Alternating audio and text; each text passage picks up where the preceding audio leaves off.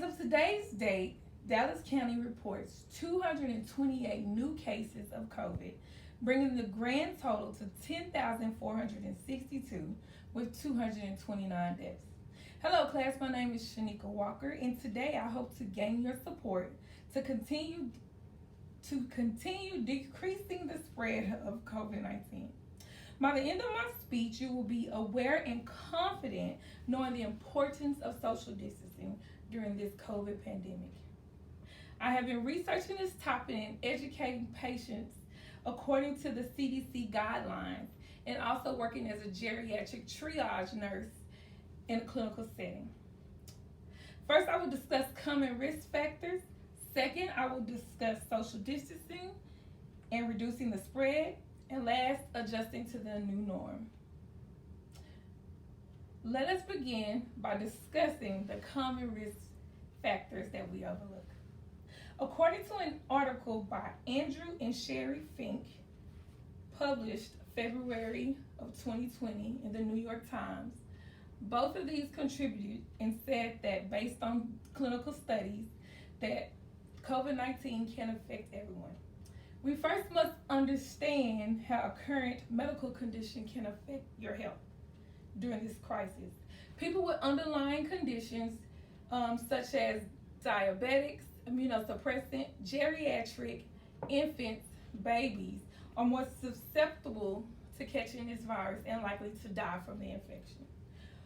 So if you have a pre-existing condition, the best advice is to discuss this with your PCP on what's the next measures to take if you do ever get the virus. COVID-19 is a new disease, and more research is needed to understand the risk factors for severe illnesses or complications. So, now that we've talked about common risk factors, let us take a look at why we should continue practicing social distancing. Social distancing refers to keeping the space between yourself and others to reduce the chance of contact with someone who knowingly or unknowingly carries this illness.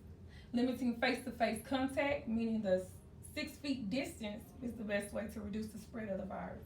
People can spread the virus and be asymptomatic and have no symptoms, and still have the virus and could shed it to someone else. So how do you protect yourself?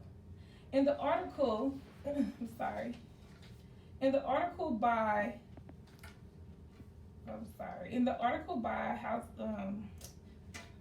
CDC, Center of Disease Control, published in April 20th, titled How to Protect Yourself, it touches the surface on what we need to avoid doing or what we need to do in order to prevent this spread.